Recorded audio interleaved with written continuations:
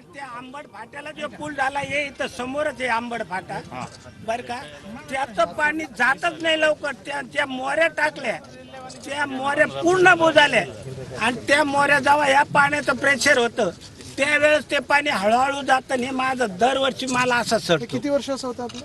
आता हे जवळपास त्याला 7 वर्ष झाले.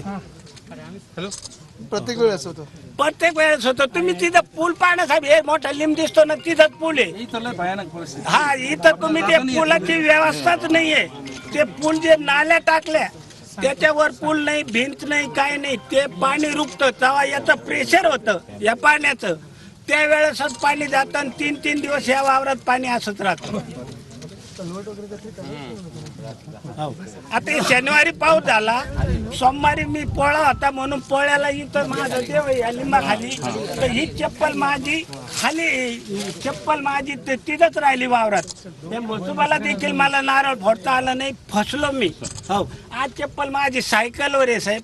आता हे जर पूल दुरुस्त झाला तरच माझ्या शेताची व्यवस्था होईल. त्याच्या पुढे लोकांची प्लॉटिंग आहे. त्या प्लॉटिंग वाल्यानं रोड लेवल बरोबर भरती करेल आणि ह्या वावरातलं पाणी जात नाही. म्हणून माझी परिस्थिती दरवर्षी हीच आहे.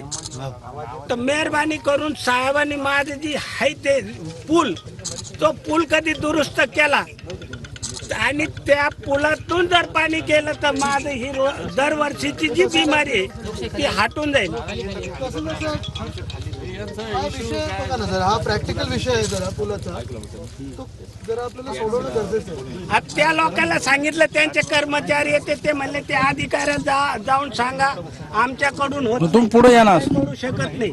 आता त्याची दुरुस्ती कोण, आता सरकार काय करेल ते काय करावं लागेल? 7 वर्षापूर्वी कोणी केलं? कलेक्टरांशी आपण पण बोलून घेऊ. प्रत्येक रोडवर हीच परिस्थिती आहे. नाही नाही, याला बँडशीला बोलावं लागलं, सार्वजनिक बांध पर्याय शोधायला, पूल दुरुस्ती करावं लागलं, मोठा करावं. आणि समोर प्लॉटिंग वाल्यांचे पाणी अडवलं ना ते काढावं लागलं.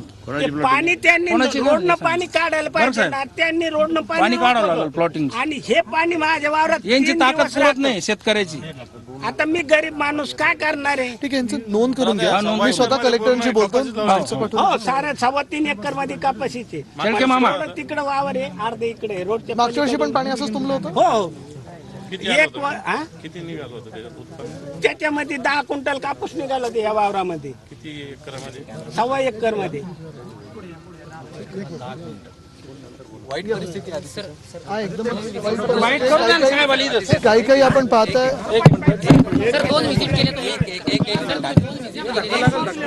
हा भैया, नाही